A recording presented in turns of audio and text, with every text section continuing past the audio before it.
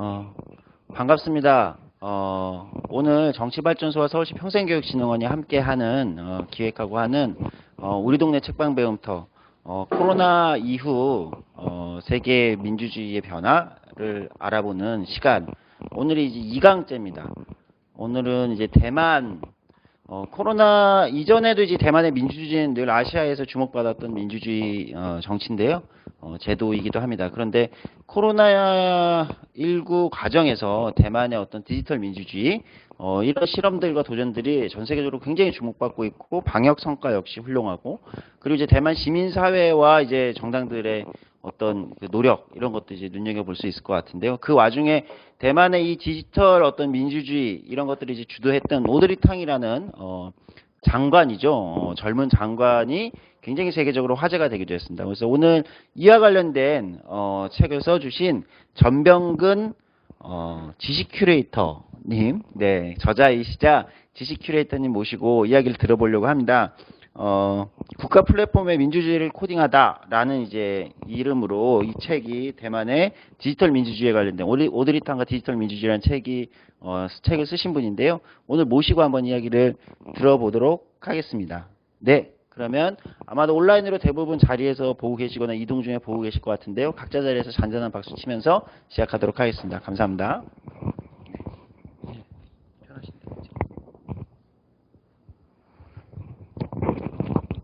예, 방금 소개받은 전병근입니다.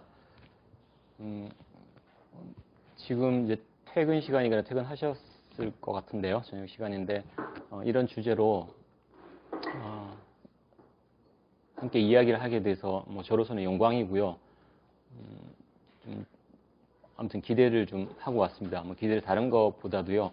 발표는 제가 하지만 저도 사실은 제 책을 쓰고 난 후에 이런 자리가 생각보다 많지는 않았어요. 이런 상황 자체가 또 그렇기도 하고 또 대만이 공교롭게도 책 나오고 난 다음에 방역에 아주 예외적인 성공 모델이 되다가 그 델타 변이 터질 무렵 전후로 해서 대만도 뚫리고 해서 사실은 그 뭐랄까 좀 빛이 발했다 그럴까요? 그런 것도 있고 해서 조금은 또 관심에서 밀려나는 듯한 것도 작용을 한 것 같아요. 하지만 제가 이 책에서도 그런 이야기를 했고 하지만 중요한 것은 이제 코로나에서 방역 성공이 우수하다는 것보다도 그 이면에 대만이 그동안에 뭔가 나름대로 이루어온 것, 진행해온 것의 어떤 핵심이 어떤 디지털 민주주의 실험 같은 것이고 그게 주역이 오드리탕이기 때문에 그 문제는 여전히 저로서는 굉장히 흥미로운 주제이기도 하고 우리가 충분히 관심을 가질 만하다는 생각이 들었습니다. 그래서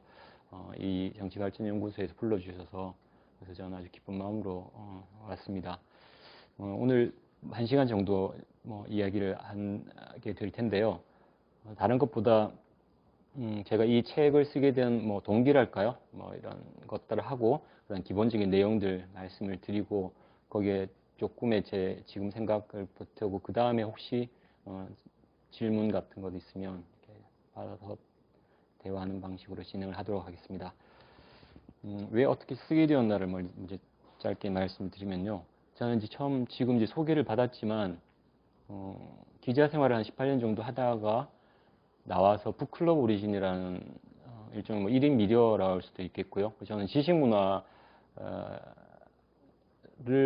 우리 사회에 확산한다 그럴까요? 그런 활동에 관심이 많습니다. 그런 일을 좀 몰두해서 하려고 이제 북클럽 오리진이라는 걸 시작하게 됐고요. 거기서 이제 지식 큐레이터라는 이름을 붙이고 일을 해오고 있습니다. 그래서 이제 아무래도 책이 이제 중심이니까요. 책을 중심으로 해서 외국의 저널이나 또 아티클이나 책이나 이런 것들도 같이 아울러서 보면서 국내 소개하기도 하고 관련된 일들을 해오고 있었는데요. 이제 그 와중에 여러분도 아시다시피 작년에 코로나가 터졌고 그러다 보니까 다들 이제 그쪽으로 관심이 쏠리게 되겠죠. 그래서 앞으로 어떻게 될까 이런 문제부터 시작해서 다 이제 국내외를 살피게 되는데요. 과거의 역사도 둘러보게 되고 하는데 그때 이제 대만이 아주 유독 눈에 들어왔죠. 몇 달이 지났음에도 불구하고 거기는 거의 확진자가 안 나오는 그런 상황이 아주 예외적인 상황이 계속됐던 거죠. 그래서 그 당시에 또 비결이 뭐냐 이렇게 하다가 뉴스에서는 마스크에 아주 효율적으로 잘 배급이 됐었고, 뭐 그런 걸 알고 보니까 그 특별히 앱이 개발이 돼 있었고, 또 디지털 장관이 있었고, 이런 것들을 우리가 알게 된 거죠. 그래서 디지털 장관의 이름 자체도 생소하기도 하지만, 또 그 오드리 탕이라는 인물이 뭐 배경을 보면 이제 트랜스젠더에다가 뭐 시빅 해커 출신이고 등등 뭔가 뉴스 요소들이 많이 있었던 거죠. 근데 대체 이제 그런 화제성 뉴스로만 지나갔었는데 저는 유독 좀 많이 궁금했어요. 그래서 뭐 보통 하듯이 인터넷으로 검색을 해서 찾아 들어가다 보니까 아, 이게 단순히 마스게임만의 문제가 아니구나. 마스게임은 뭐 그야말로 표면적인 것이고 그게 가능했던 게 그런 대응이 아주 빠르게 효율적으로 가능했고 또 앱 개발 자체 과정도 보고 하니까 여기에 뭔가 디지털 민주주의적인 요소가 작동을 했던 거구나. 그게 그 전에 갖춰져 있었고 그런 거에 발견이 제대로 눈에 들어오더라고요. 그래서 이제 이따 말씀드리겠지만 겁제로라는 단체가 있었고 시빅 해커 커뮤니티가 있었고 그럼 대만에서 어떻게 또 그런 게 있을까? 우리도 뭐 IT에 관해서는 대단한 나라인데 어떻게 그런 어떤 공적인 마인드라 그럴까요? 공공성의 어떤 태도나 그런 지향점을 가지고 있는 해커들이 있게 되었을까? 이런 것도 캐 들어가 보니까 해바라기 운동을 만나게 된 거죠. 해바라기 운동이 그 2014년인데요. 2014년이니까 꽤 뭐 한 6년 뭐 내지는 그 이상 그 전에 일어난 사건인데 이름은 저도 기억이 났어요. 그런데 가만 들여다봤더니 해바라기 운동이 그냥 여느 광장에서 시위로 끝난 정도가 아니었던 거죠. 그래서 거기에 보니까 우리도 뭐 예전에 광화문에서라든가 여러 광장 뭐 점거 시위 같은 것도 있었고 했는데 대만에서는 유독 이때에 시위와 함께 시빅 해커들이 같이 온라인과 오프라인에서의 일종의 공조 양상으로 정부를 압박해 들어간 거고 그게 성공적인 결과까지 끌어냈다는 걸 이제 알 수 있겠더라고요. 책을 제가 자세히 썼는데 그 과정에서의 경험이 나중에 정당까지도 견인을 하는 양상을 띈 걸 보게 되었어요. 그래서 그건 또 어떻게 가능했냐고 들어가 보니까 또 대만의 정치사가 있었는데 그 민주화 과정에 있어서 밀레니얼 세대가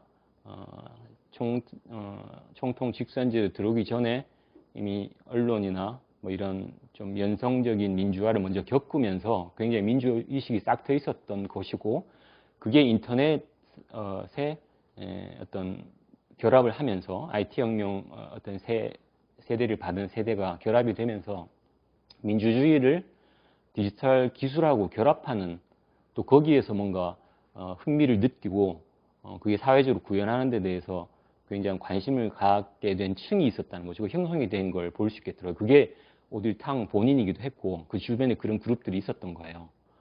그러면서 이 친구들은 실제 자기 어떤 직업을 가지고 있기도 하고 또 문화예술 이런 쪽에 종사하는 그런 그룹을 형성하고 있었던 거죠. 그게 이제 겁제로의 배경이 됐었고 그 이후에도 보니까 민주당으로 정권 교체되기 전에 국민당 때에 이미 여러 일들이 있었던 거예요. 예를 들어서 뭐 그 집값 문제도 대만에서 문제가 돼서 한번 이제 집값을 정부가 대대적으로 실 가격대로 공개하겠다라고 이야기를 했는데 그게 이제 인터넷으로 공개하는 과정에서 보니까 좀 이야기를 한 거에 비해서 변변찮았던 일이 있었던 것 같아요. 그때 보니까 이미 이제 시빅 해커들이 뛰어들어서 실제 가격 같은 걸 구글 맵하고 연결을 해서 공개를 한다던가 뭐 이런 식의 그러면서 정부의 일종의 압박이 시작이 된 거죠. 그런 민주적인 압박이 그런 양상으로.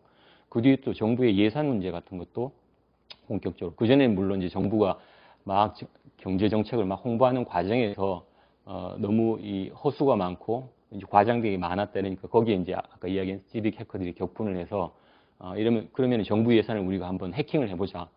그래서 실제로 해킹을 해서 웹사이트에다 올려 어디에다가 얼마를 썼고 검색까지 할 수 있게 어떤 항목을 찾아보면 얼마나 돼 있고 이런 것들을 이제 할 수 있게 만든 일도 이 친구들이 벌였던 거예요.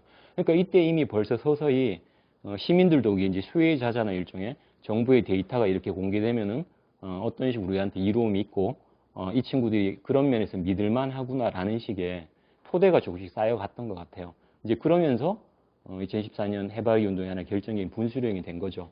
그때 이제 양안 무역 협정이 일종의 우리도 뭐 그런 게 많지만은 정당 간의 야합, 밀실 야합 형식으로 상품 협정은 통과가 됐고, 그다음에 이제 서비스 협정 그다음 남겨두고 있고, 이것도 그냥 밀어붙이기식으로 통화될 무렵이었는데, 이때 이제 스빅이 이것만은 좌시할 수 없다 이렇게 된 거죠. 왜냐하면 서비스 협정 내용에는 통신 분야가 있는데, 이것도 굉장히 중요한 문제죠. 이제 4G 시스템 자체를 두고서 이게 중국 기업을 허용할 수 있는 내용이 거기에 들어 있었던 거예요. 그러니까 이 문제도 사실 여느 시민들은 그런 문제에 대해서도 별로 분별력이랄까 어떤 뭐가 그렇게 크게 문제될지도 모를 수도 있었는데, 그러니까 IT 쪽이 밝은 친구들이니까 이게 그 다음 단계에서 얼마나 중요한 문제가 될지 알았던 거죠. 그러니까 결사적으로 아마 이건 그냥 좌시할 수 없다라는 식의 공감이 돼서 그런 오프라인에서 결집도 되고 시민단체 한 20여 개 되는 단체 운동 자체를 적극적으로 지원하게 된 거죠. 이때 오딜탕도 여기 가담하게 되는 겁니다. 뭐 직접 뭐 이렇게 배낭에다가 와이어를 메고 다니면서까지 뭐 랜선 설치하고 이랬다는 이야기까지 본인이 적어놓은 걸 제가 보게 됐거든요. 그만큼 이미 축적되어 있는 역량 자체를 그때 하나의 이제 분수령으로 이렇게 시연을 했는데, 실제로 그게 성공적으로 진행이 됐던 거죠. 한 3주에 걸쳐서.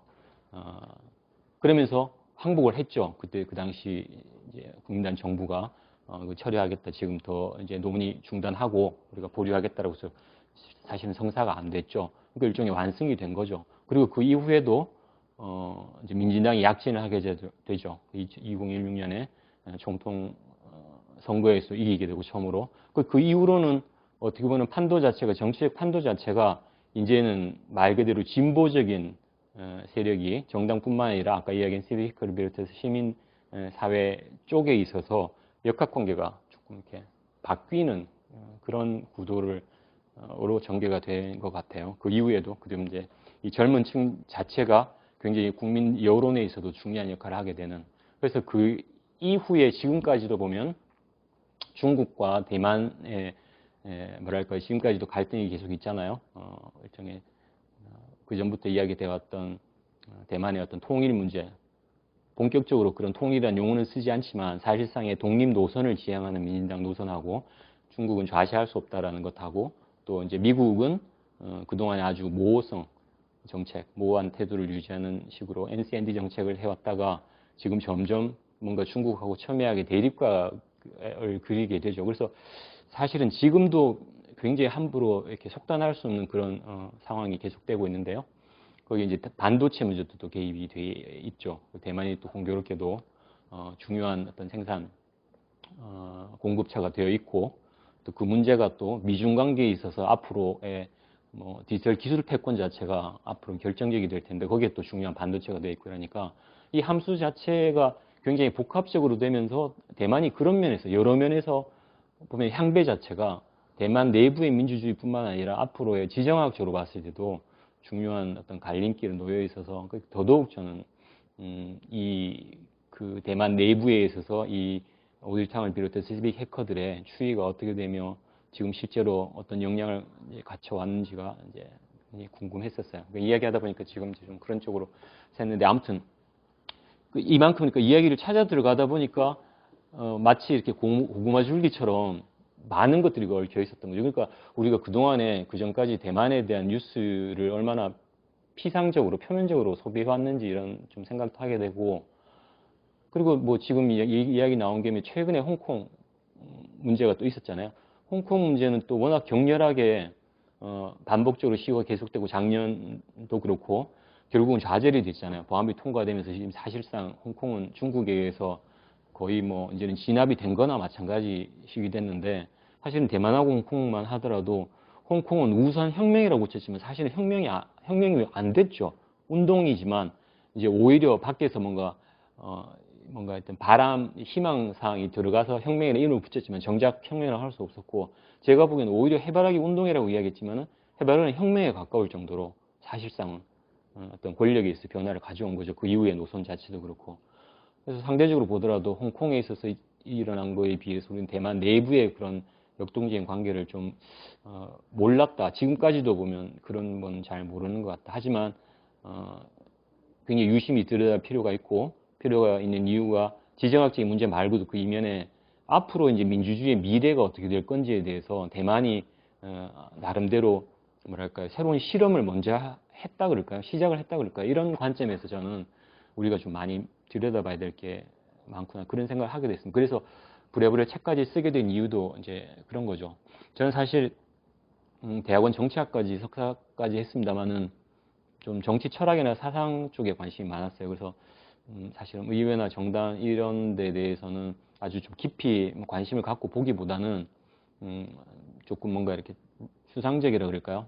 사상 철학 이런 문제 쪽에 좀 쏠려 있었어요. 하지만 뭐 정치라는 게 그렇게 확연하게 구분될 수 없는 거고, 결국은 관심이 현실에서 그런 일상하고의 접점에 관심을 가질 수밖에 없는데, 저로서는 이 대만에서의 어떤 사례를 통해서 이번에 굉장히 좀 더 현실적인 문제를 깊숙이 들여다보게 된 거죠.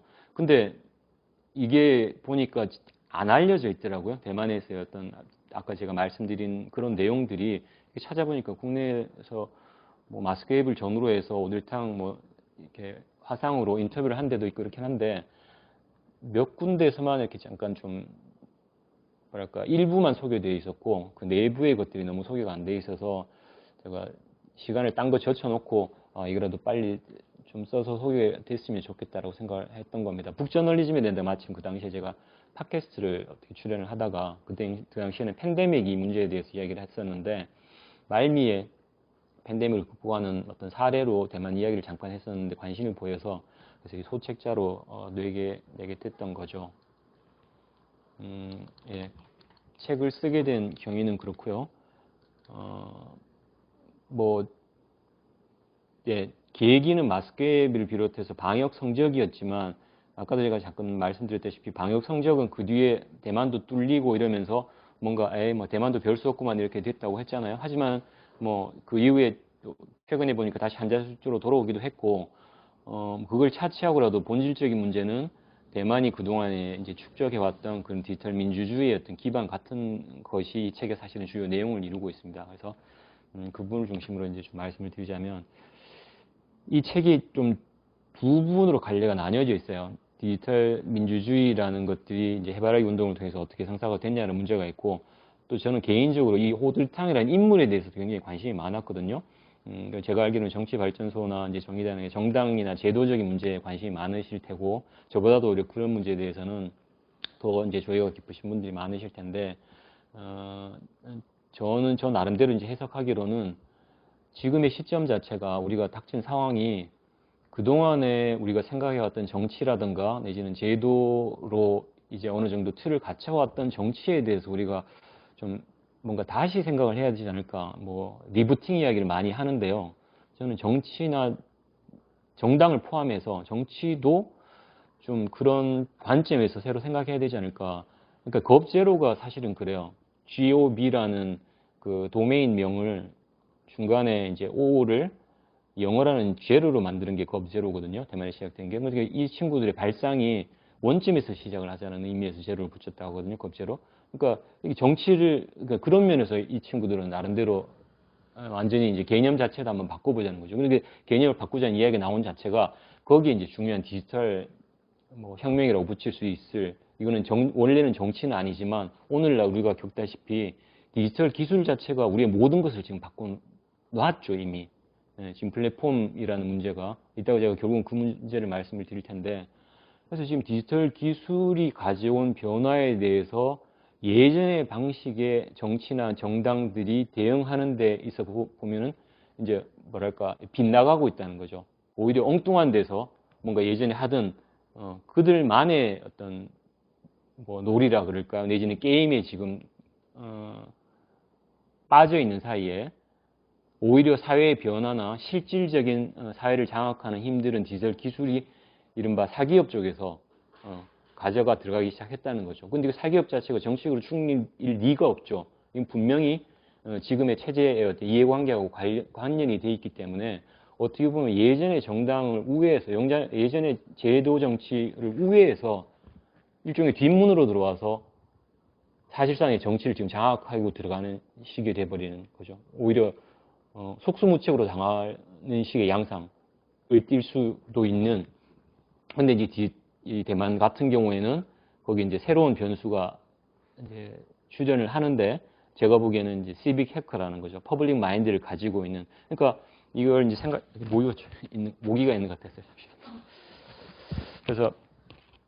그래서 제가 이제 말씀드린 이유가 오딜탕이라는 인물하고는 분리돼서 이야기될 수가 없다는 거죠. 그러니까 오딜탕 인물 자체가 그 대만에서의 밀레니얼 세대가 가져왔던 어떤 나름의 체험과 그다음에 그 세대가 나름대로 가지고 있는 민주주의라는 생각과 앞으로 어떻게 할 건지에 대한 것들을 오딜탕이 대변하는 부분도 있고 또 이 친구가 그냥 일반적인 그 중에 한 명이라기보다는 굉장히 좀 선구적이에요. 갖고 있는 생각 자체가 나름의 비전 자체도 그냥 여느 일반적인 유명 인사가 하는 정도의 수준이 아니라 들다 보면은 굉장히 체계적인 생각을 그동안에 쌓아왔고 제 생각에는 이 오딜탕이 그동안에 블로그에 올려놓은 글이나 이런 것들만 모으더라도 오딜탕의 정치 사상 책을 하나 쓸 수 있을 정도로 그 정도의 생각이 굉장히 좀 깊어요. 이미 인터넷 때 그 오픈 소스라는 커뮤니티에서 나름대로 민주주의라는 생각 자체를 키워왔던 거예요. 근데 이제 그건 또 오딜탕의 문제만이 아니라 이미 글로벌 차원에서 그 사이버 공간 안에서 민주주의의 생각 자체가 새로 이제 싹 트기 시작했다는 거죠. 최근 이제 레디컬 익스체인지라든가 이런 운동들이 북유럽이나 캐나다 이런 데 보면 그런 운동들이 있었던 거예요. 스페인을 비롯해서. 그러니까 그 중에 오딜턴도 중요한 어떤 멤버로 지금도 이제 활약을 하고 있고요. 그랬던 거죠. 그게 이제 아시아에서는 대만이 오딜탕을 통해서 중요한 하나의 교두보라 그럴까요? 그런 걸 이제 자리를 잡았고, 제가 보기에는 일본에서도 보니까 대만에 관심을 갖고 오딜탕에 대해서 뭔가를 배우려고 하는 움직임들이 좀 있는 것 같더라고요. 근데 국내는 저는 사실 제가 잘 모르겠습니다만은, 그래서 어쨌든 이 책이 좀 그런 면에서 이미 시작된 디지털 민주주의의 어떤 실험들을 뭐 어느 나라 가릴 것 없이 이제는 서로 배우고 우리가 한 걸 또 공유를 하고 대만 자체가 그래요. 오딜탕이 늘 이야기하는 게 타이완이나 대만이나 나라를 잘 안 쓰고 뭐 어떤 초문화 공화국 이런 말을 쓰거든요. 굉장히 글로벌하게 생각을 해요. 예. 그래서 언제든지 뭐 타이완 헬프 이런 샵을 붙이는 해시태그를 붙이는 이유도 대만의 사례를 언제든지 다른 데도 실험을 해서 우리 서로 배우자라는 어떤 지향점을 가지고 이야기를 하거든요. 그런 것만 보더라도 제가 보기에는 그야말로 진보적인 생각을 가지고 있는 거죠. 민주주의는 글로벌 차원에 가야 되고 그 자체를 로컬에서 실험을 계속해서 그것도 실험의 결과 자체를 또 공유를 하는 식의 계속해서 뭔가 발전해가는 그런 양상을 띈다는 거죠. 그래서 이제 오딜탕이라는 인물에 대한 이해만 하더라도 우리가 배울 게 참 많다라는 의미에서 제가 이제 오딜탕을 말씀드렸던 거고요. 보면 아주 독특한 인물이에요. 그래서 우리가 이제 정치를 공부하더라도 이제 제도냐 인물이냐는 고전적인 뭐 이야기 가지고 많이 하는데 어떤 걸출한 리더가 어떤 그래도 중요한 거 아니냐 이런 것부터 시작해서 뭐 인물이 중요한 이런 이야기는 하지만 대만만 하더라도 사실은 그래요. 제가 오딜탕이 없으면 이게 가능했을까라는 생각이 들 정도로 실제로 중요한 역할을 한 거죠. 그런 면에서는 대만이 오딜탕의 인물을 갖게 된 게 굉장히 행운이었다는 생각이 들 정도로 궤적을 보면요. 근데 또 오딜탕이 어떻게 그런 인물이 가능했냐고 들어가 보면은 이 아버지 부모님이 또 언론인이었고 대만의 권위주의 정권 치하일 때 굉장히 나름대로 민주화에 깊숙이 관여라고 생각이 있었던 부모였던 거죠. 그리고 이제 그때 또 중국의天安문 이제 천안문 사태죠. 천안문에 진압이 됐던 그 경험이 이 오딜탕을 비롯해서 그 세대에 직접 겪은 건 아니지만 굉장히 중요한 각인을 준 거예요. 정치적인 간접적인 체험이 된 거죠. 그 역사적인 체험이 어떤 나름의 민주주의에 대한 각성에 중요한 계기로 작동했다는 걸 알 수 있을 것 같아요. 그러니까 오딜탕 인물을 통해서 그걸 우리가 해석이 되는 거죠. 그런 역사적인 체험. 제가 그래서 네 가지를 지금 화면이 같이 나갑니까? 예. 그래서 이 오딜탕을 우리가 지금 관심 있는 점에서 키워드를 4개 뽑으라면 이렇게 제가 정리할 수 있을 것 같아요.天安문 진압을 통해서 본인이 이야기를 해요. 나는天安문 때문에 정치에 관심을 갖게 됐다고 이야기를 해요. 그리고 이제 인터넷 세대라는 거죠. 그러니까 살아가는 공간에 있어서 인터넷이 오프라인의 삶 못지않게 굉장히 중요한 의미를 갖고 실제로 그걸 염두에 두고 모든 행동을 같이 한다는 거죠. 예. 그리고 이제 세 번째가 트랜센드 이 점도 중요한데요.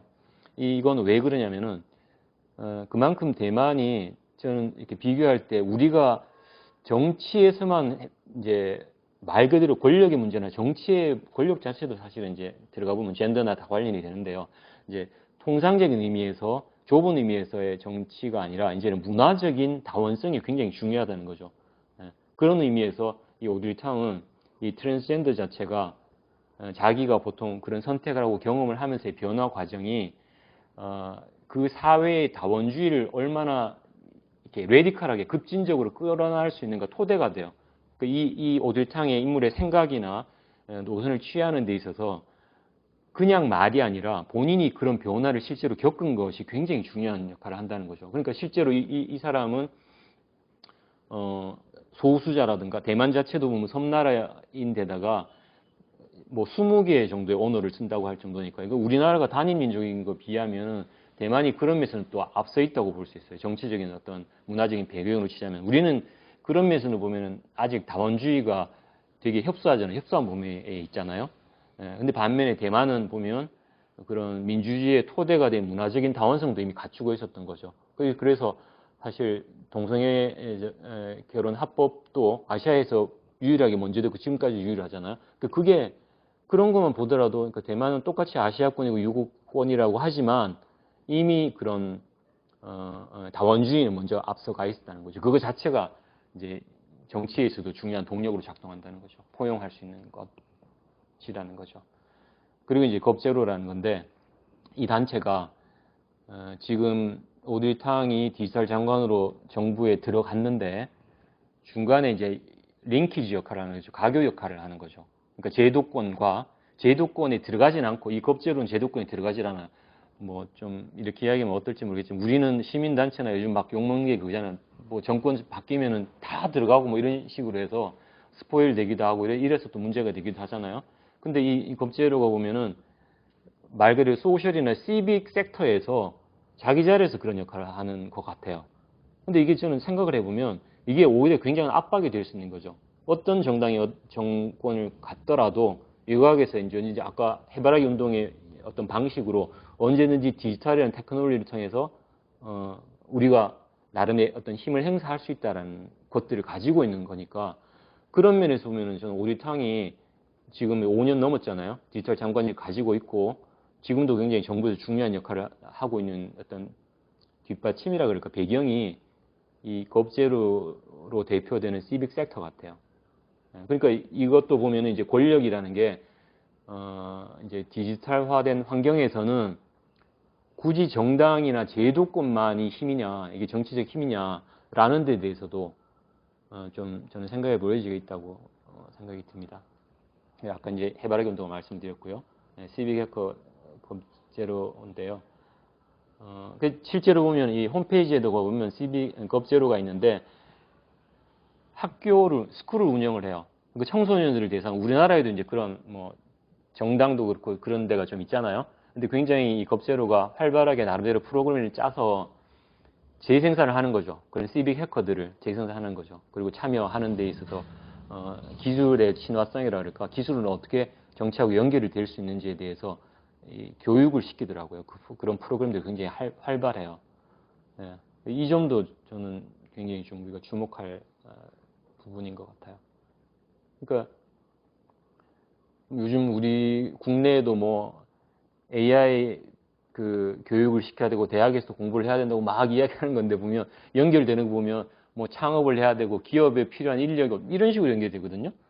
근데 말 그대로 퍼블릭 섹터에 얼마나 해커가 필요하다는 거죠. 화이트 해커가 필요한 거죠. 그렇게 보면. 그 퍼블릭 부분에서의 기여할 수 있는 그런 말 그대로 디지털 전사라 그럴까, 액터라 그럴까? 이런 것도 뭔가 우리가 확충하려는 내지는 젊은 사람들 사이에서 그런 쪽에서 내가 할 수 있구나라는 걸 보여줄 수 있는 그런 가능성을 열어주는 것도 저는 굉장한 부분일 것 같아요. 그래서 사실은 이 부분은 저도 좀 궁금한 부분이긴 한데요. 국내도 없지는 않을 것 같은데 왜냐하면은 이제 IT 쪽에는 우리도 워낙에 앞서 있잖아요. 또 관심도 많고 젊은 친구들 같은 경우에 뭐 대학 내에도 아마 그런 서클이나 동아리가 있을 텐데 다 창업만 하는 건지 창업도 물론 뭐 공공적인 성격의 창업도 있을 수 있겠지만 말 그대로 지금 이제 시빅한 활동하고 연계되는 식의 그런 IT 모임은 정말 없는 건지 좀 궁금해요. 그래서 그 겁제로 같은 경우는 이제 홍콩에도 뭐 있었고 지금 그런 보안부 통과 이후는 어떻게 되는지 모르겠는데 이탈리아에도 겁제로가 생겼다고 하던 일종의 브랜치죠. 그럼 국내에도 겁제로 같은 경우 것을 뭐 나름대로 조금 배워와서 이렇게 한번 해본다던가 서로 교류를 갖는다던가 그런 것도 해볼 만한 시도가 아닐까 싶더라고요. 그리고 이제 오들탕이 입각해서 디지털 장관이 되고 나서 여러 가지 일들을 이제 쭉 벌여왔더라고요. 그러니까 마스크웨이브는 나중에 그래서 그 결과물이 나왔던 거고 거기에 보면 중요한 것이 저는 이 명제도 아주 중요한 것 같아요. 그러니까 정부를 믿어 보통 보면 그러죠. 지금도 대선 뭐 이러는데 뭐 마치 나를 믿으라, 우리 정당을 믿으세요 이런 것 같잖아요. 정부도 늘 보면 한 말이 믿어달라는 이야기 같잖아요, 그죠? 우리가 잘할 테니까 믿어달라는 그런 화법을 못 벗어나죠. 국민도 뭐 대체로 이제 그런 어떤 화법 속에 있는 것 같고 그런데 이건 이제 뒤집는 거예요. 그게 아니라 이제는 정부가 시민을 믿고 공개해야 된다라는 식으로 전환을 해버리는 거죠. 여기서 이제 공개하라고 이야기하는 게 데이터죠. 그러니까 디지털의 특징, 뭐 핵심적인 특징이라고 이야기하면 다 데이터화하는 거잖아요. 모든 것을 다 이진법으로 데이터해서 신공항을 초월해서 활용할 수 있는 게 어떻게 보면 디지털의 핵심이라고 할 수 있는데 그게 중요한 게 데이터가 되는 거죠. 근데 사실은 그 전에 있어서의 민주주의의 한계라고 한다면은 그 데이터가 물리적으로 시민들의 것이 될 수가 없었잖아요. 다 캐비넷에 들어가 있거나 그건 또 어떤 보안이나 안보 이유라는 것 때문에 접근은 제한되어 있고 이랬잖아요.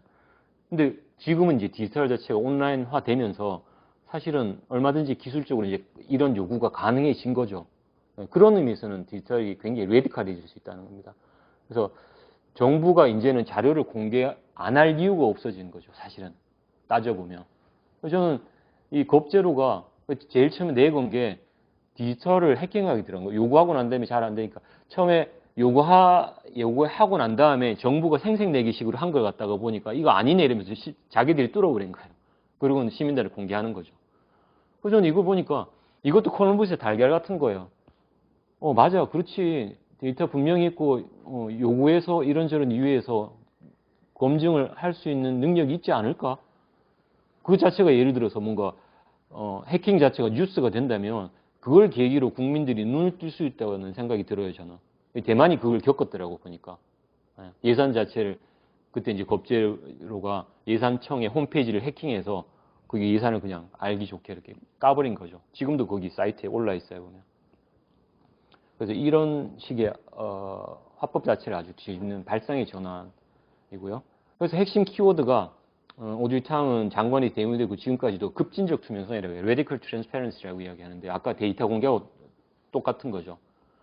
그래서 저는 뭐 어떻게 보면 여러 공약들 이야기하잖아요. 정당들이 뭘 내걸고 또 평가하는 차원에서는 뭐가 필요하고 막 뭐 이야기하는 것도 어떤 면에서는 예전에 하던 것을 계속해서 이렇게 좀 답습하는 측면이 있지 않나 싶어요. 물론 세부 내용들이 중요하긴 하지만 이런 급진적 투명성이라는 명제만 하더라도 말 그대로 레디컬하죠.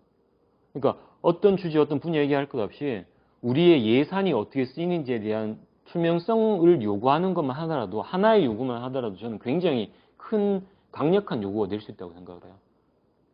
자료를 공개하라라는 명제만 하더라도 그러면 이제 정부가 수세가 되는 거죠. 왜 이거는 공개할 수 없는지에 대해서 정말 뚜렷한 이유를 제시 못하면 공개해야 될 수밖에 없죠. 그걸 왜 우리가 예전처럼 당연히 몰라도 되는 것처럼 그게 이상하잖아요. 하지 않아요, 사실? 그러니까 충분히 요구할 수 있죠.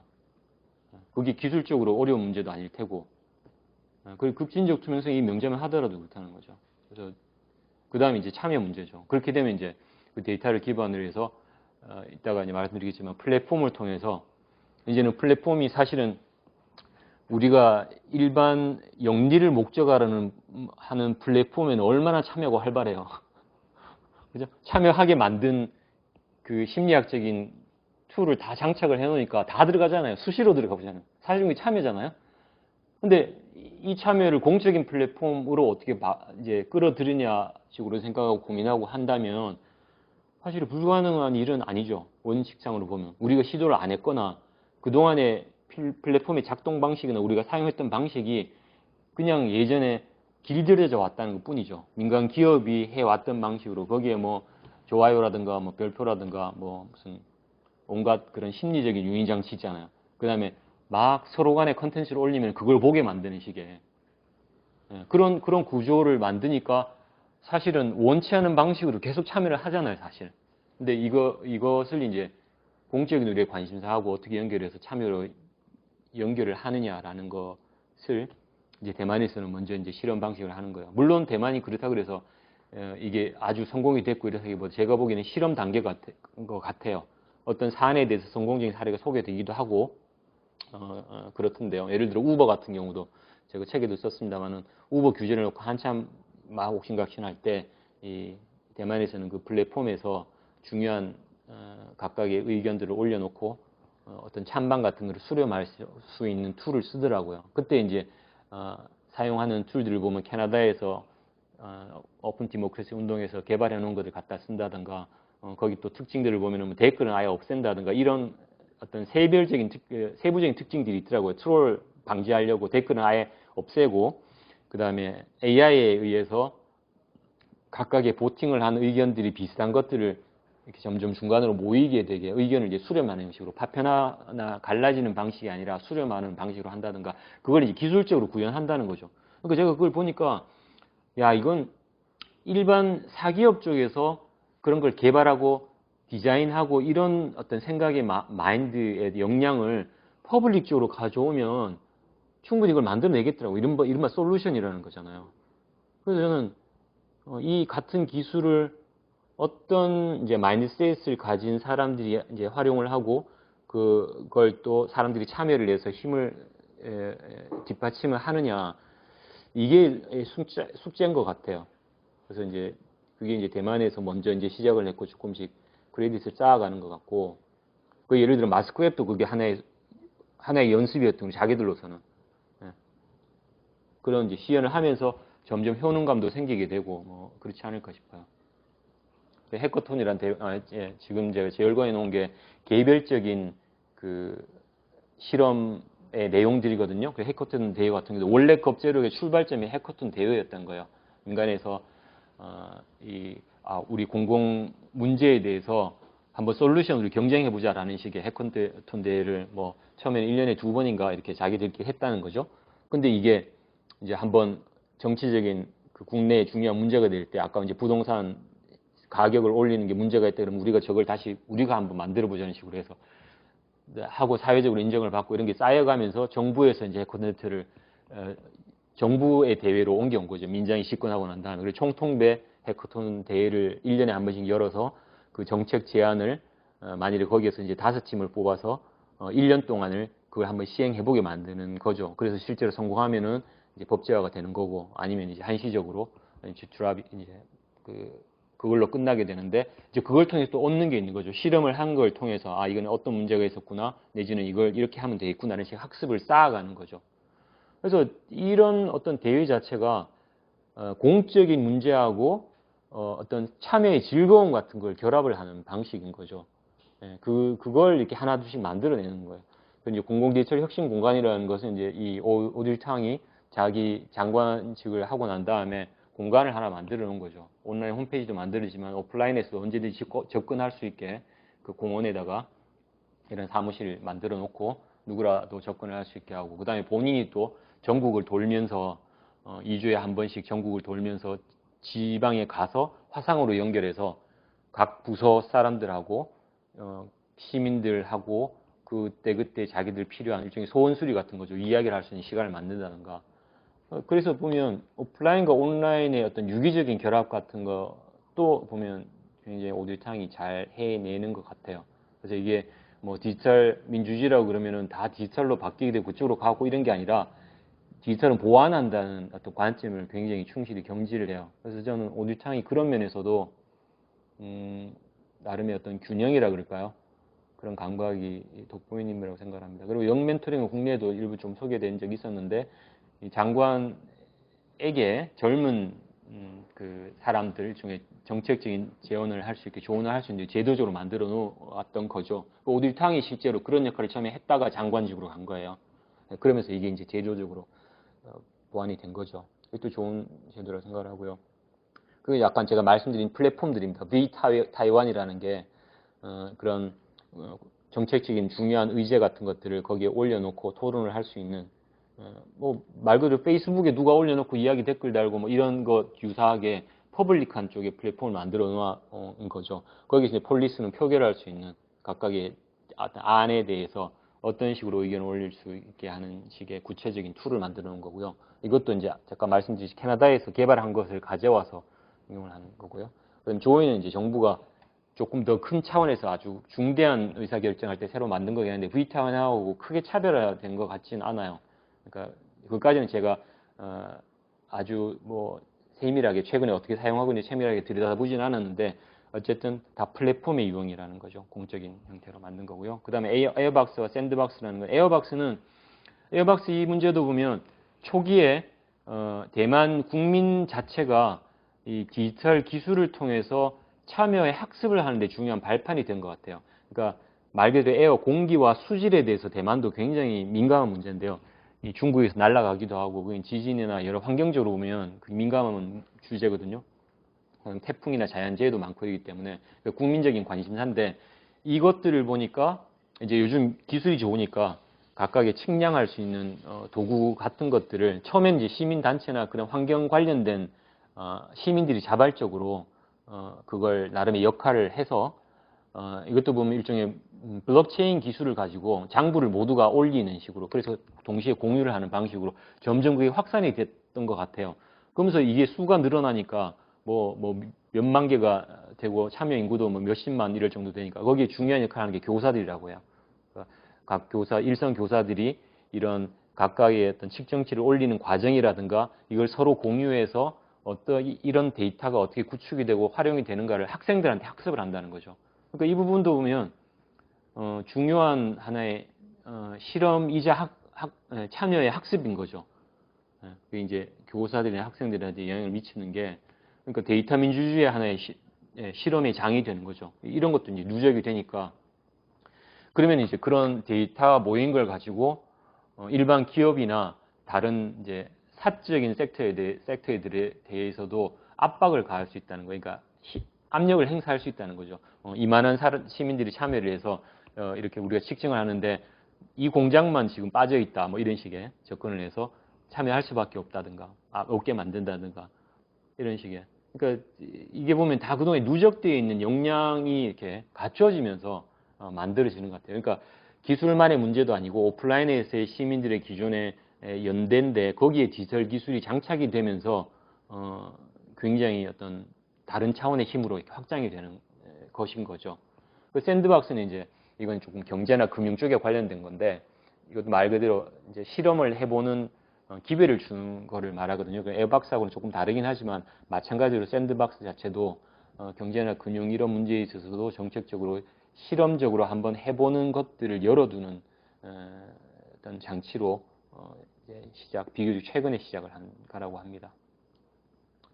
그리고 또 하나가 이제 중요한 게 오딜탕이 대만의 교육에 있어서 중요한 역할을 하고 있어요. 그러니까 디지털 장관의 역할뿐만 아니라 이 사람이 교육 뭐 개혁위원회라던가 민정 집권하고는 생긴 그 위원회에 사실상의 브레인 역할을 해요. 그래서 이미 이제 교육개혁이 시작이 되어 있는데 거기 내용이 보면은 본인이 학교를 뭐 13살이었나요 그때 중퇴를 하고 이러면서 자기가 체험한 게 있단 말이죠. 그리고 어머니와 더불어서 말 그대로 홈스쿨링을 경험을 하면서 지금은 교육을 어떻게 해야 되는지에 대해서 본인이 습득한 게 있었던 거예요. 인터넷을 통해서 뭘 배울 수 있고 더 잘 배울 수 있고 그 다음에 대만의 지역에 가서 다른 문화권에서 내가 살아봤더니 그 사람들하고의 어떤 생활을 통해서 내가 얼마나 배울 수 있고 이런 것들이 이 오딜탕한테는 지금 교육계의 중요한 체험적인 토대가 된 거예요. 그러면서 중요한 몇 가지 키워드를 이야기하는데 경쟁이 아니라 대만도 우리 못지않게 그동안 굉장히 경쟁이 심했던 거죠. 근데 이제 경쟁이 아니라 역량으로 바꿔버려요.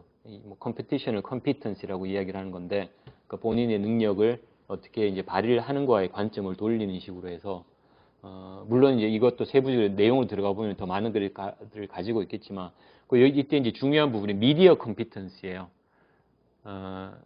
그러니까 여러 역량이 있지만 미디어를 굉장히 중요시한다는 거죠. 저는 이 점도 제가 주목하는 부분입니다. 그러니까 오늘날의 디지털 기술에 있어서 제일 여느 기술하고 다른 저는 아주 차별화되게 우리가 잘 들여다봐야 하는 게 미디어 기술이라고 생각을 해요. 미디어는 중추신경 같은 거잖아요.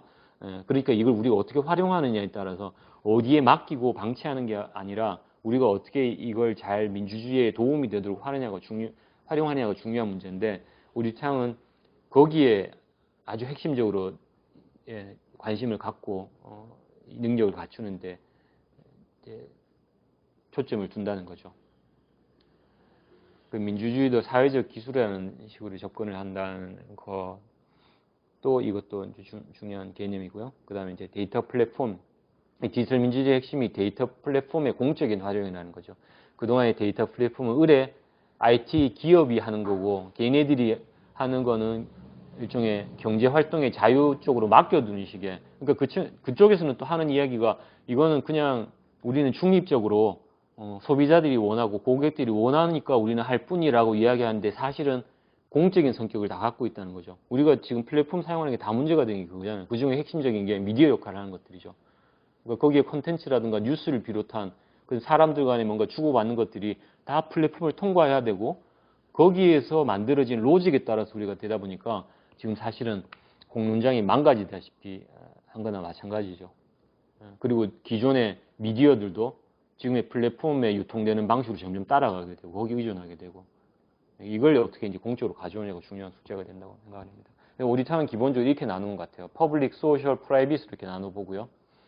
여기서 이제 퍼블릭은 그동안에 이제 국가라든가 정부에서 맡아왔던 이야기라고 보고 그다음 프라이빗은 말 그대로 민간 기업들이 주로 한다고 볼 수 있죠. 근데 여기 이제 소셜이라는 게 중요한 부분으로 등장을 해요. 그러니까 여기에 이제 시빅 해커가 중요한 역할을 하는 거죠. 그러니까 소셜을 어떻게 디지털 기술을 가지고 그동안에는 대체로 보면 디지털 기술이 프라이빗 쪽에 의해서 다 넘어갔던 거랑 마찬가지인 거죠. 지금 우리나라도 사실은 거의 지배적인 구도가 그렇잖아요. 디지털 기술은 의뢰 프라이빗 쪽의 영역이다. IT 뭐 이런 쪽에. 근데 이제 오디탕은 이걸 어떻게 이제 소셜로 가져오느냐 이런 문제. 거기에서 소셜에서 출발로 해서 퍼블릭은 그걸 뒷받침하는 식으로 가는 거예요. 말 그대로 퍼블릭 서비스로 가는 거죠. 근데 퍼블릭이 디지털 티카를 그냥 가져가게 되면 중국 모델이 되는 거고 그렇게 되죠. 그래서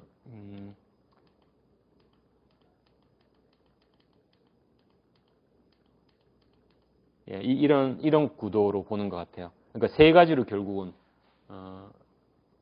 나눌 수 있다고 봐요. 첫 번째는 보니까 기업 플랫폼에 포획된 국가라는 거죠. 이게 지금 우리가 그동안에 그래갖고 미국도 그러다가 지금 바이든 정부 들어서고 난 다음에 이제 빅4에 대해서 이제 규제라든가 여러 방식을 막 고안해내고 들어가서 시작이 됐잖아요. 우리도 뭐 최근에 뭐 공정위를 비롯해서 막 하는데 제가 보기엔 그거는 어떻게 보면 표면적인 차원에서의 길들이기 양상인데 사실은 크게 보자면 이 플랫폼을 어떻게 공적으로 잘 우리가 뭔가 방향 전환이라 그럴까요? 내지는 활용을 하느냐가 굉장히 중요한 문제라고 생각이 돼요.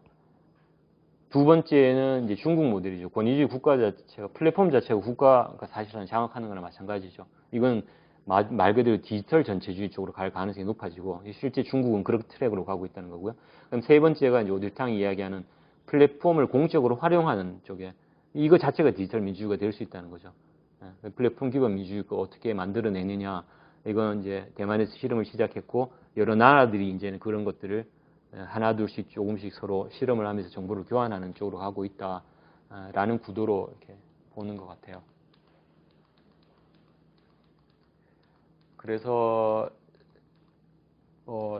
그리고 이제 또 하나 말씀드리자면 법 규범 코드인데요. 그동안에 우리가 이제 디지털 시대 이전에는 법이 굉장히 중요하잖아요. 그러니까 정치라든가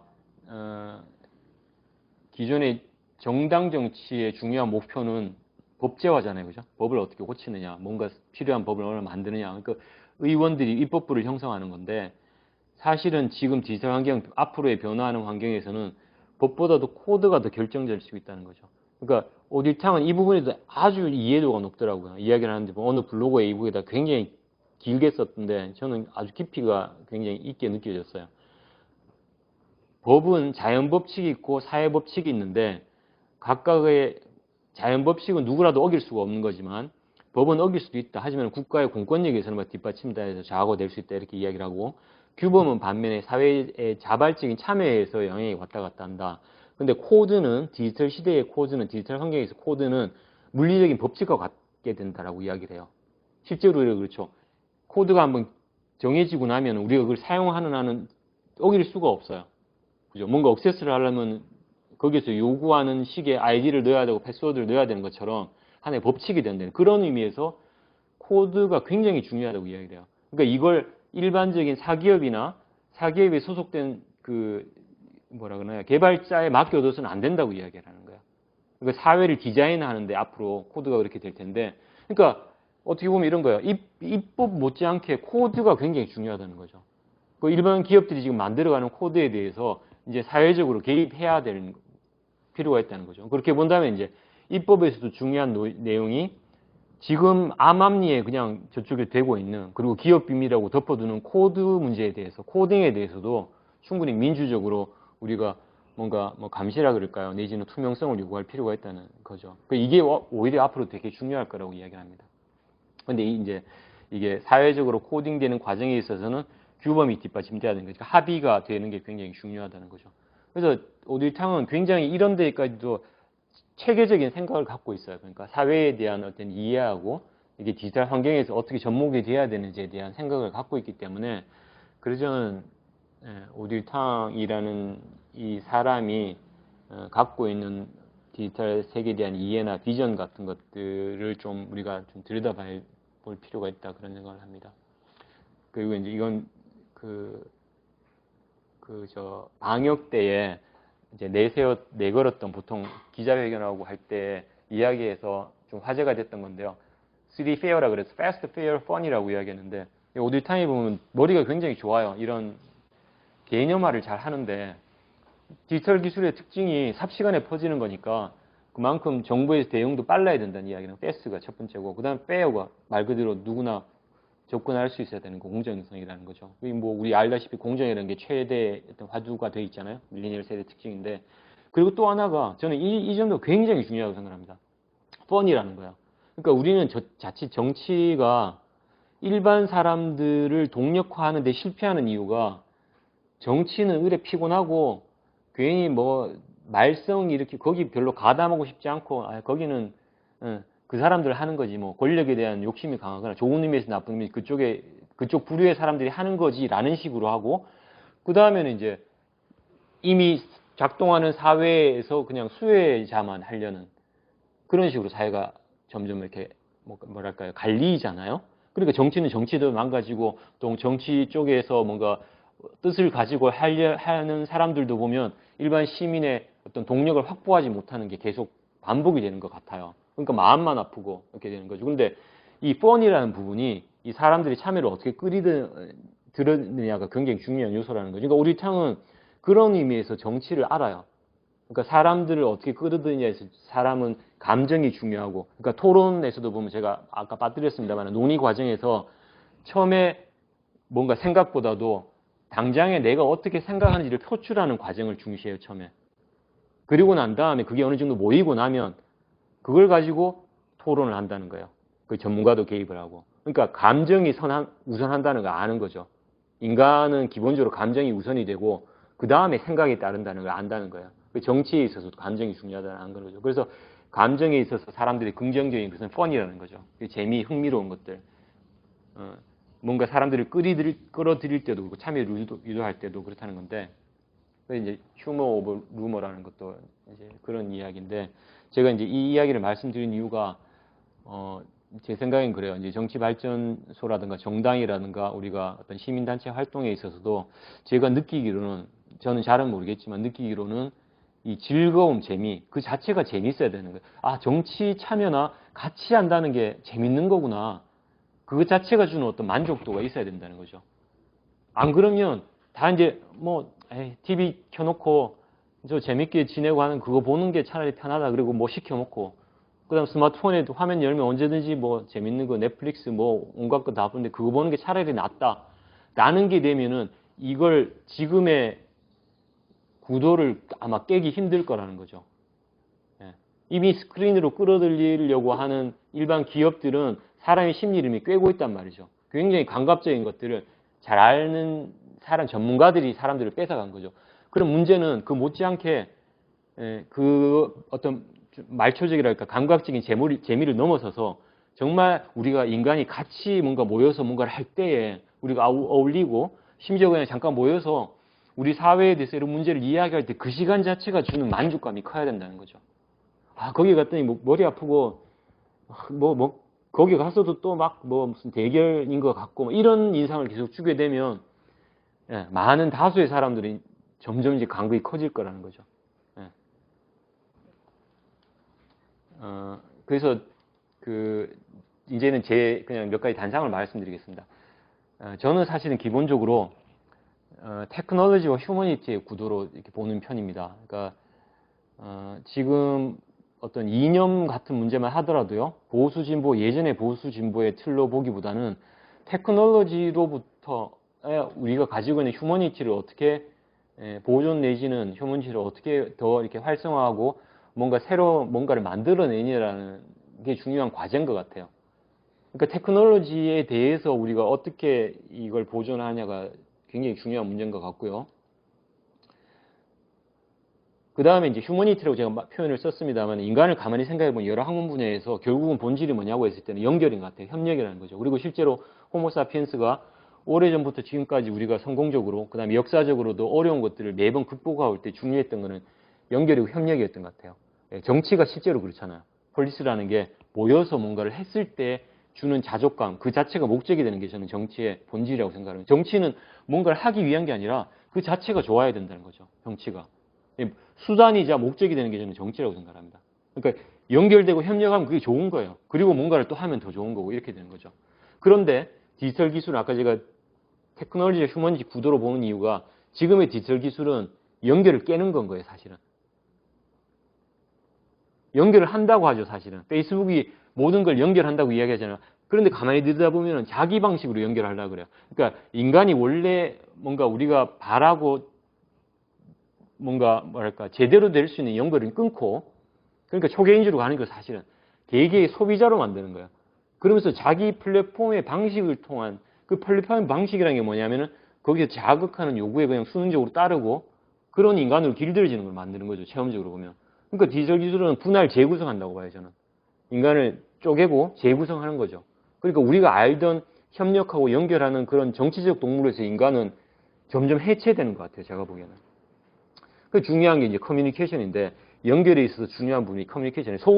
소그룹일 때는 물리적으로도 충분히 집회에서 모여서 소통이 가능해요. 근데 지금은 규모나 우리 일상의 여러 가지로 봤을 때 힘들잖아요. 그러니까 커뮤니케이션 도구에 의존할 수밖에 없는데 이게 하나의 신경계나 마찬가지인 거죠. 근데 문제가 이 지금의 커뮤니케이션의 변화에 있어서 중요한 변화가 매스미디어가 처음에 등장할 때 일대 다였잖아요. 그러니까 이건 처음에 출발부터도 전쟁 때 국가가 동원하기 위해서 사용했던 거라고 하거든요. 라디오나 TV가 원래 그랬다는 거죠. 그리고 이제 전쟁이 세계대전 이후에 특히 미국을 중심으로 해서 일대 다가 민간으로 기압으로 넘어가죠. 광고 수단이 되는 거예요. 사실은 우리가 누리고 있는 것들이 보면 기본적으로 상업방송들이요. 공영방송 몇 개가 있다가 점점 상업방송처럼 돼가고 있죠. 엔터테인먼트처럼 돼가죠. 종편도 마찬가지죠. 무슨 종편이 지금이 다 상업방송이고 오락방송이죠. 정치까지도 오락화시키고 저는 그 피해가 엄청나다고 생각합니다. 그리고 이제 인터넷이 처음 생겼을 때 다대다라고 해서 굉장한 해방의 어떤 희망을 줬었죠. 기대를 줬죠. 근데 그 다대다가 사실은 다시 또 그 다대다에서 어떤 특정한 기업들이 재편을 하기 시작한 거죠. 인클로저, 자기 방식의 인클로저가 새로 된 거죠. 그러니까 지금 우리가 다대다를 구현하는 게 아니라 또 다른 방식의 일대다 식으로 돼버린 거예요. 그러니까 저는 다대다만으로 충분한 게 아니라 여기 이거 이제 퍼블릭하고 어떻게 연결할 거냐가 중요한 숙제가 된 거죠. 제가 말씀드렸듯이 지금의 대중매체는 점점 광고판이 돼가고 있다는 거고, 그리고 이제 감시자본주의라는 개념이 돼 있잖아요. 최근에 책도 번역돼 나왔지만 저는 진짜로 이게 디지털 시대의 자본론이라고 생각을 해요. 저는 굉장히 두껍긴 한데 굉장히 중요한 내용을 담고 있어요. 거기 지금의 메커니즘이 어떤 식으로 작동하는지의 문제에 대해서. 결국은 행동과 주의의 포획이에요. 그러니까 제가 지금의 기술은 개인을 쪼갠다고 했잖아요. 그 쪼개고 난 다음에 다 그 행동과 주의를 하나 둘 다 이제 포획을 하는 거죠. 그리고 어떻게 할지 알고 내지는 어떻게 할지 유도할 줄도 아는 식으로 점점 길들여지는 거죠. 그렇게 되면은 기존의 어떤 정당 정치나 제도권에서는 정말 골수 말고는 일반적인 사람들은 이제는 외연 확장이 굉장히 힘들어질 거라고요. 그러니까 이 구도 감시자본주의 자체를 어떻게 뭔가 균열을 내고 여기에 퍼블릭한 것들이 개입이 되지 않는 한은 저는 제도권 정치는 점점 힘들어질 것 같다는 생각이 듭니다. 그래서 이제 자본주의와 민주주의 이렇게 구도로 봤을 때 보통 우리가 그 전까지는 자본주의에 대해서 일종의 민주주의가 브레이크 역할을 한다는 게 일반적인 우리나라 국가에서 우리나라 지금 체제에서 바랄 수 있는 어떤 최선이었던 것 같아요. 대체로 봤을 때. 근데 민주주의 자체가 디지털 기술에 의해서 이제 고장이 토익이 돼버린 거잖아요. 넘어가게 되면서 지금은 뭐 사실상의 제동이나 이런 게 힘들어진 것 같거든요. 그러니까 자본주의가 고삐 풀리는 것처럼 나간 것도 마찬가지죠. 그래서 테크놀로지가 여기에서 자본주의 쪽으로 기울어져 있는 것 같아요. 이걸 이제 민주주의 쪽으로 어떻게 잘 활용하느냐가 중요한 관건이라고 생각이 들고, 이게 이제 대만에서는 어쨌든 시빅 해커라는 중간에 역할자들을 통해서 이제 테크놀로지와 민주주의가 결합했으면 어떤 식으로 될 수 있다라는 걸 보여주는 하나의 저는 싹이 아닌가라는 생각을 했습니다. 그래서 지금 이제 우리나라 같은 경우도 자본 기술을 결합한 상황에서 점점 인간 쪽은 수동적으로 되어가는 이런 국면에서 이걸 이제 어떻게 아까 말씀드릴 때 어떻게 이제 3쪽으로 가느냐가 중요한 문제가 아닌가 싶고요. 그리고 이제 그 전까지의 대의제, 디지털 시대 이전에는 대의제가 민주주의의 핵심이었다고 이야기한다면 이제는 좀 새로운 참여, 대의주도 물론 지금도 중요하고 앞으로도 어떤 역할을 분명히 할 겁니다. 그런데 그동안에 뭐 5년마다라든가 몇 년마다의 선거하는 거는 이제 그 중에 일부라는 거죠. 그걸 넘어서서 오히려 훨씬 더 크고 넓은 의미에서 깊은 의미에서 참여 방식을 개발을 해야 된다고 저는 생각이 돼요. 이걸 이제 어떻게 개발하느냐. 그리고 이 참여 자체의 중요한 부분이 저는 이제 연대의 제2구성이라고 생각을 하는데요. 이게 이제 디지털 플랫폼하고 연결하느냐. 독자적인 연대의 플랫폼을 어떻게 확보하느냐가 굉장히 중요한 것 같고요. 그리고 이제 이야기의 재구성이라고 말씀드린 것은, 그래서 지금 보면 저는 이제 성장 당론이 너무 지배적인 것 같아요. 뭐 모든 언론이 성장은 기존 명제라고 이렇게 설정이 되어 있는 것 같거든요. 그래서 보면 다들 다수의 불안 속에서 지금 활력을 그걸 동력으로 삼는 사회인 것 같거든요. 여기에 대한 문제 제기를 계속 저는 좀 할 필요가 있지 않나라는 생각을 합니다. 그래서 지금은 이제 생존 경쟁을 디폴트로 지금 생각을 하는데, 이거 이제 우리가 서로 연결됐을 때 사회적인 활동 자체가 얼마나 즐거운가, 소위보다도 더 재밌는 게 여기 있다라는 걸 뭔가 보여줘야 된다는 거죠. 그 시연을, 지금 물론 코로나 상황이라는 정말 불운한 게 우리로서는 큰 장애물인데, 이게 어떤 식으로, 물론 이걸 극복하는 과정에서도 그걸 이제 어떤 식으로 구현할 건가, 이런 줌을 통해서든지 한동안에는 또 조금씩 풀리면 그걸 또 어떤 식으로 조금 더 발전시키고 확장하느냐가 이제 앞으로 숙제가 될 텐데, 그래서 어쨌거나 뭐 환경 자체만 탓할 수는 없잖아요. 어떤 상황에서든지 이제는 우리가 살아가는 게 생존 경쟁만이 아니고 가끔씩 뭔가 스마트폰을 보면서 내지는 화면 켜놓고 보는 그런 즐거움, 배달시켜 먹고 보는 즐거움 말고도 내지는 그걸 훨씬 넘어서서의 즐거움이 있다는 걸 보여주는 걸 마련하는 게 저는 중요하지 않나 싶어요. 그래서 저는 사실 이제 동네 책방 같은 것도 그런 면에서 중요하다고 생각을 하거든요. 단순히 책의 유통뿐만 아니라 이런 사람들이 연결되고 같이 뭔가를 할 때 자체, 대화만 나누더라도 그 자체가 정말 재밌구나. 화면에 이야기는 지켜보는 거 말고도 우리가 해보는 게 정말 재밌구나라는 그 체험을 어떻게 확산하느냐가 저는 굉장히 중요하다고 생각합니다. 이제 그 과정에서 이제 그 연결해서 디지털이 어떻게 같이 잘 어우러질 수 있느냐. 그래서 소비의 오락이 지금 지배적인 지금의 소비 오락은 다 보면은 그 이면에 이윤이 작동을 하잖아요. 돈 벌기 위한 거에 뭐라고 내걸어 놓으면 그 사방이 지금 소비 오락인 것 같아요.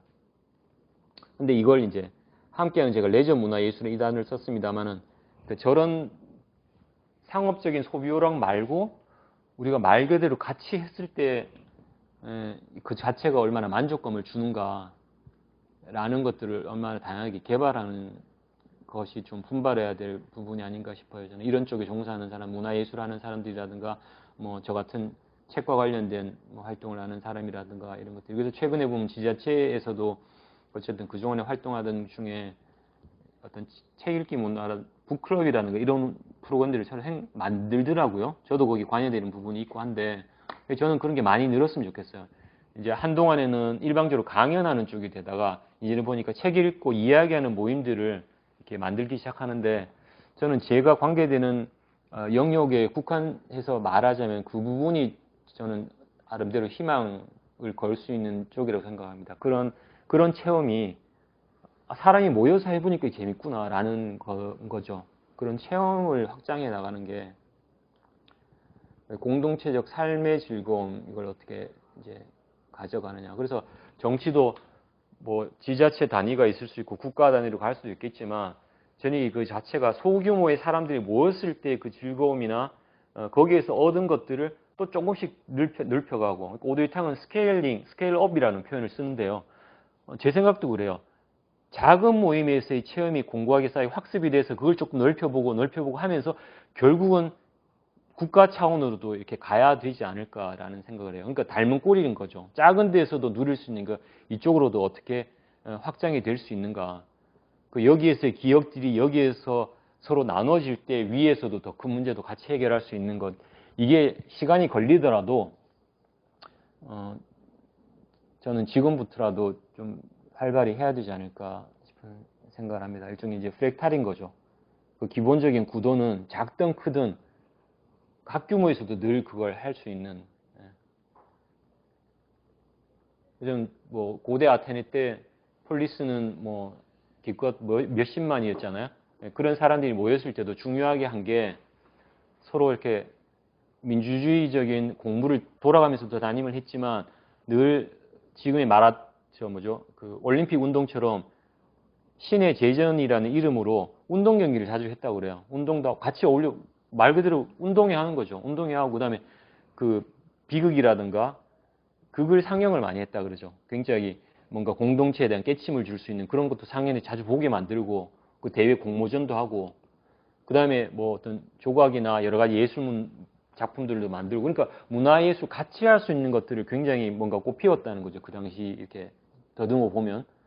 그래서 민주주의에서도 투표해서 정권을 잡느냐 이 문제가 아니라 저는 그건 정말 단순한 거라고 생각해요. 예전에는 그럴 수밖에 없었기 때문에 그런 방식으로 정치의 참여가 뭐 거의 유일하다시피 한 방식이었다. 그러면 이제는 저는 디지털 기술에 힘입어서 좀 더 다양한 방식의 참여들 그 다음에 실제로도 점점 사람이 노동에 참여할 수 있는 시간 자체는 이제 줄 수밖에 없다고 하죠. 이미 시작해 주 뭐 5일제에서 4일제 얘기도 하고 하는데 그 나머지 시간들을 우리가 같이 할 수 있는 체험을 얼마나 만드느냐, 프로그램을 개발을 하느냐라는 게 중요한 문제가 아닐까 싶습니다. 예, 두서없이 제가 말씀을 드렸는데요. 예, 그 결론은 같이 학습하고 탐구하고 즐기는 민주주의였으면 좋겠습니다. 그러니까 그 자체가 배우는 것이 되고 그게 다른 또 것을 위한 목적이 될 수 있지만 그 자체마도 충족이 될 수 있는 그런 민주주의라는 거죠.